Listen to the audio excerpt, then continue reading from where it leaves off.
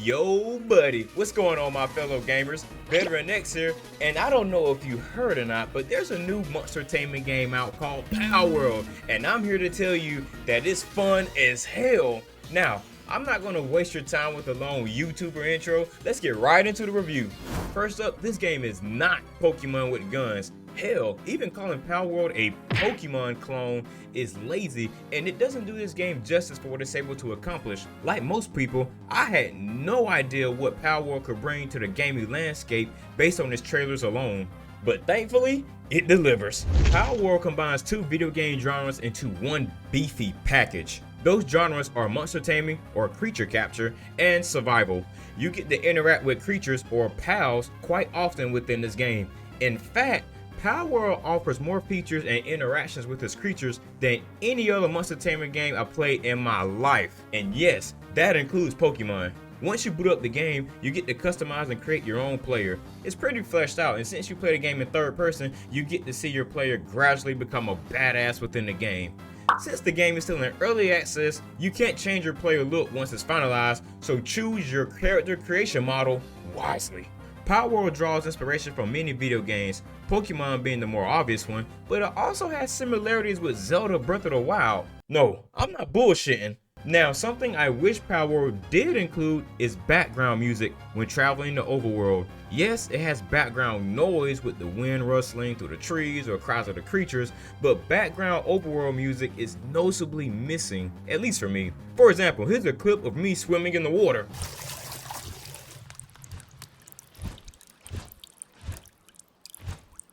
Dude, this shit is silent as hell. It sounds like someone is taking a piss. Since Palworld is still in early access, hopefully adding overworld music is something that can be implemented in the future. It would do wonders.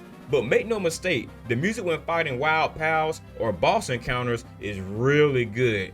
Keep that shit up. Oh yeah, Palworld has boss encounters throughout the entirety of the game. Don't worry, I'll speak on more of that in the review.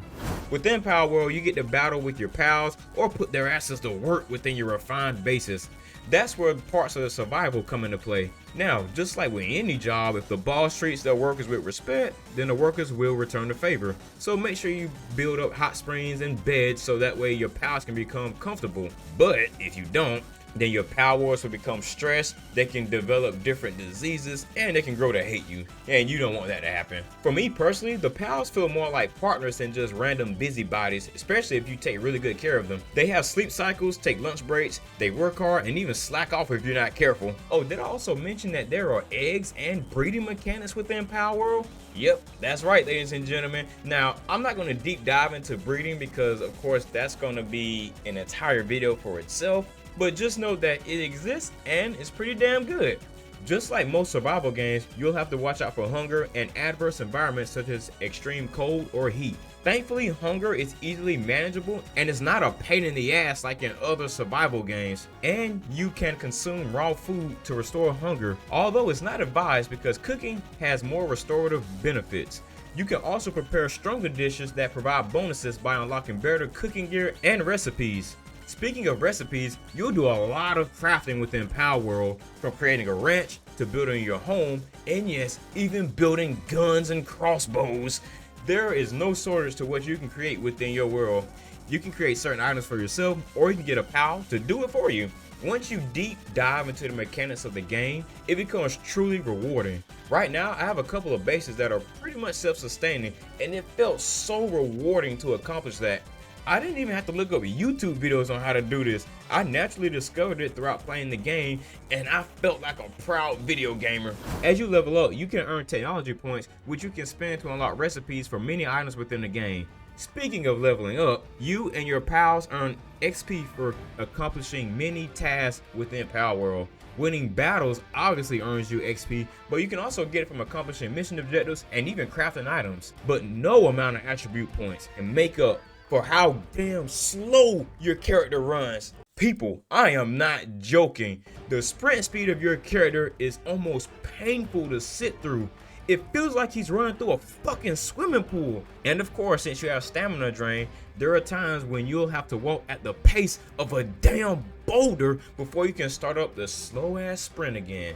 Yes, this truly sucks, but thankfully there are ways around it. and it's through the use of your pals. This wouldn't be an open world monster-taming survival game without many ways to traverse the land. This can be done through land, sea, and of course air. Through the use of saddles, you won't have to worry about that shitty sprint speed ever again, or at least that most times. Rideable pals have their own unique saddle, and you must unlock them by spending tech points within the technology tree. Traversal really opens up with the saddles, and it's one of the first things I highly recommend unlocking as soon as possible. Make sure you capture plenty of pals within your playthroughs, as you receive XP bonuses if you capture more of the same kind of pal. Capture pals will store within your pal deck at your base, which is very similar to Pokemon. You can swap them out at the terminal, and you can carry up to 5 pals on your person at any given time. Exploration is highly encouraged because there are also boss battles scattered throughout the land. These battles can be intense, so it's important that you and your pals have the right gear and are ready for a fight. So preparation is important for success. With boss battles, there are caves and dungeons to explore as well. One of my favorite parts of open world games is exploring dungeons, and Palworld does a great job of implementing them for players. You can find nice loot and rare pals within dungeons and caves, so stay on the lookout for them. Since this is an open world game, you better believe there are NPCs that occupy the land as well. Some of them are hostile and others are friendly. There are even traveling merchants that offer goods for sale. Sadly, there is no voice acting, so you'll be subjugated to text boxes. I hate that, but thankfully it doesn't detract from the overall gameplay. To be honest, I'm quite shocked at how polished Palworld is right now. Despite being in early access, what we have here is a really great video game, especially if you're a fan of monster taming games or survival games. Palworld does what others don't, and I'm happy for it.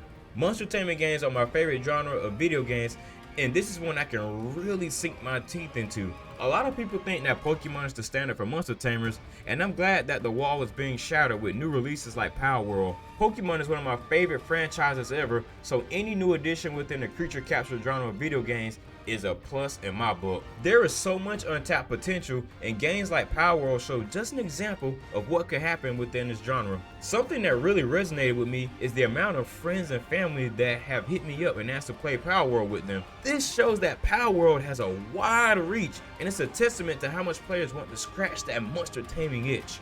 Palworld does have multiplayer, so you can enjoy this game as many times as you want with friends. I encountered rubber banding a few times in multiplayer, but a quick reset fixed everything. Hopefully that can be corrected as the game continues to develop. Also, please add a ping feature into the game. Giving directions to specific locations or drop loot is a pain in the ass, and a ping system will be incredibly helpful. I have so much more to explore in this game, and I can't wait to dive back into it. I highly recommend Palworld, and you should definitely give this game a shot. And hell, if you made it this far into the video, you might as well subscribe, amigo. More Palworld content is coming your way. And now, with all of that out of the way, get out there and let's go play some freaking video games.